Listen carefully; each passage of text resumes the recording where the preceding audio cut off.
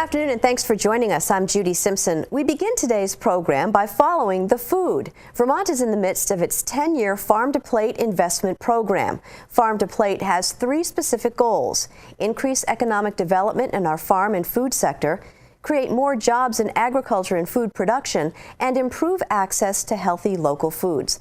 Vermont already leads the nation in per capita local food consumption, and that fact has a positive impact on our economy. Here's Keith Silva with a case in point. From farm to plate, Abby Duke and the staff at Sugar Snap do it all. We have a 3-acre farm here down in the Intervale. We also have a big production kitchen in South Burlington, and at that location we have a cafe, and we have a cafe down at Echo on the waterfront, and then we have a big catering operation. We cater everything from, business meetings and lunches to weddings and corporate receptions. I think we'll have fun with it. I think we'll have Back when Duke started Sugar Snap in 2003, the idea of a farmer as restaurateur wasn't unheard of, but it didn't have the cultural cachet it does today. We were kind of early on the scene, I guess, doing it, and especially being a cafe and being a caterer that had its own farm was very unique 10 years ago. And what's happened over the years is certainly a lot more people are doing it, a lot more, but the consumers are a lot better educated. Consumers are a lot more understanding of different varieties of vegetables and heirloom tomatoes and all these different things, and I think their palates are more attuned to it as well. Not only do the consumers know more, but among the producers we're able to get so many more products. Like, for example, local meat used to be very challenging actually to source, and now it's not. The changes in consumer awareness and the craving for local food goes hand in hand with a new way of looking at an old idea. Eat what's in season. Whether it's become more sophisticated or really what they've done is they've come back to learning, things that their grandparents knew, which is celery root is delicious and rutabaga can be delicious. They've become more understanding about things like you can't have asparagus in September. You can't really expect tomatoes to taste good in the wintertime. So I think that people have become more sophisticated with that and more understanding. Seasonality gives Duke's catering business a unique advantage in the marketplace when it comes to providing out-of-towners with a taste of Vermont. They want a Vermont experience, and so that we're able to say to them, here's a menu, your weddings in September, which is, obviously incredible time of bounty from Vermont farms, and we're able to steer them to let's showcase Vermont, and that usually really speaks to them. They actually want their event or their wedding to show a sense of place, and so by showcasing Vermont products and showcasing what's seasonal right now, that really speaks to them. By presenting to them things that are delicious and that are seasonal, both in terms of cooking style and also in terms of the products, we find that speaks to everybody, regardless of their understanding of seasonality and their understanding of farming. In 2009, Vermont's Farm to Plate investment program was signed into legislation. The overall aim of the program is to create a critical mass of farmers, producers, and consumers to enhance economic opportunities for agriculture and food systems in Vermont.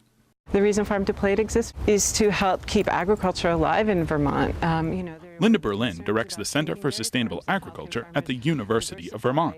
She also co-chairs the Food Access Cross-Cutting Team for Vermont Farm to Plate. The reason I think Farm to Plate is important is probably one key word, and that is network, the Farm to Plate network. And what network means is it's bringing people together with all sorts of backgrounds, business backgrounds, farm production backgrounds, distribution, processing, consumer backgrounds, marketing backgrounds. And by the opportunity to work together to hear what kinds of issues are priority issues, for some people it's land use or land access. For other people it's food access. Our idea of Farm to Plate is to help all boats rise at the same time, not have one sector be successful at the peril of another. Between the farm, cafes, and catering operation, Duke employs about 20 people. Vermont Farm to Plate allows her to expand her business and network with other farmers in other fields and other cooks in other kitchens.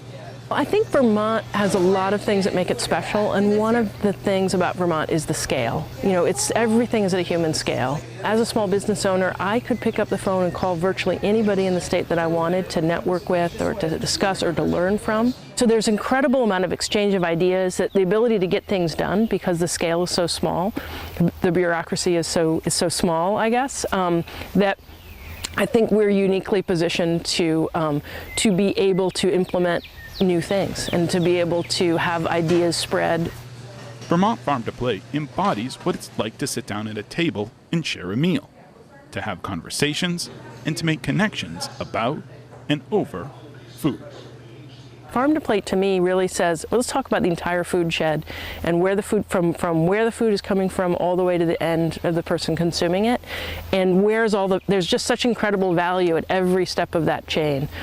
A value in terms of the relationships between the people and relationships between the businesses, the economic value, the cultural value, and the rich heritage we have here in New England with our agriculture. It really affects everybody because everybody eats, as they say, and there's incredible amount of food and money, and those exchanges are pass hands are related to food, and I think it's just really powerful.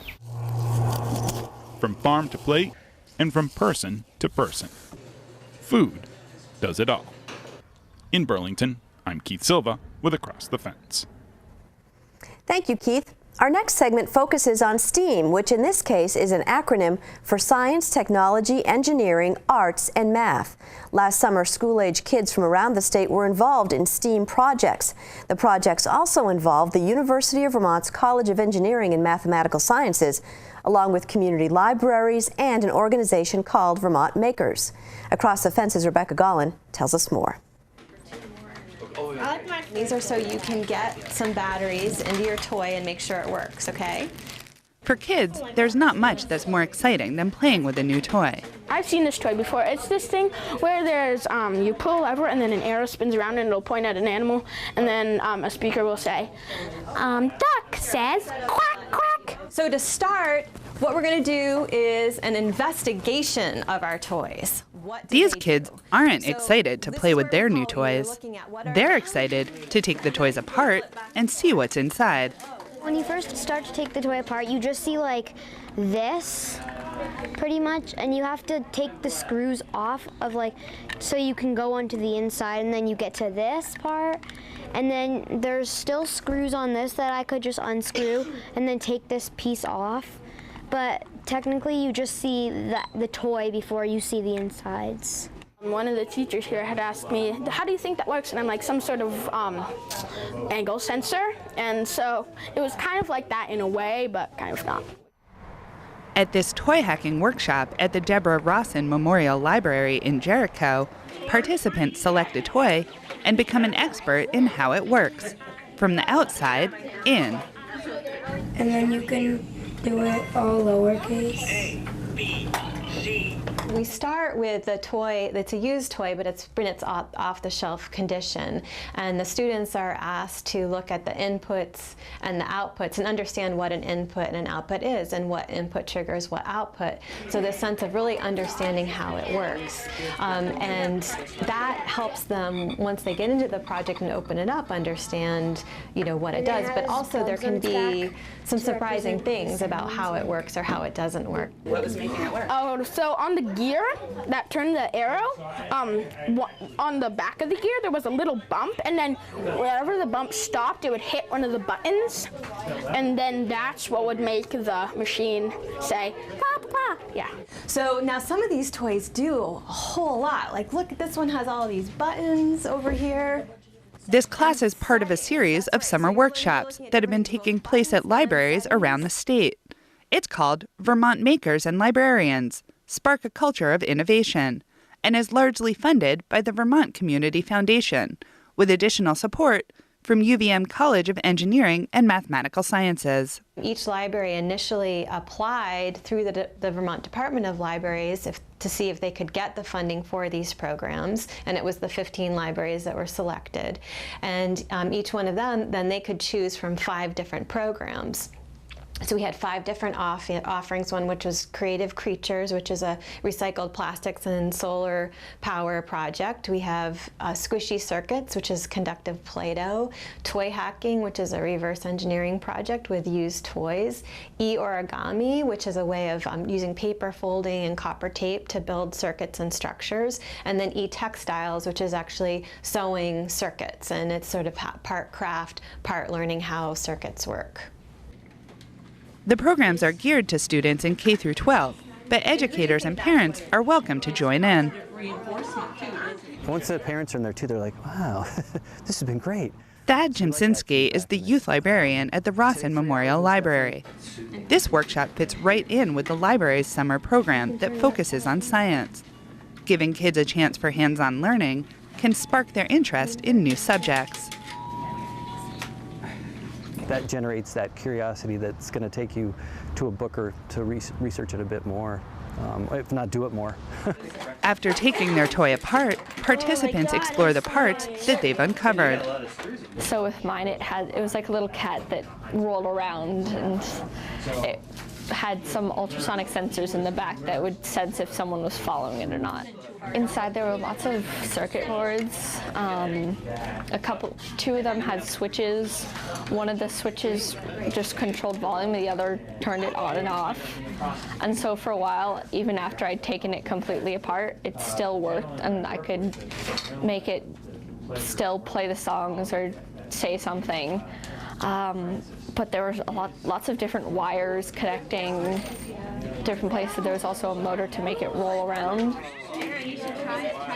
The next step is to see what new things they can make the machinery do. Once we're in there, it can go in a couple of different directions, and it does depend on the age of the students that we're working with, but we can go into some circuit bending where you're really messing around with the toy and maybe making it do some things it's not supposed to do, or you can, but that are kind of cool and exciting and surprising, or the other part of it too is actually then having some intention around what you want that toy to do.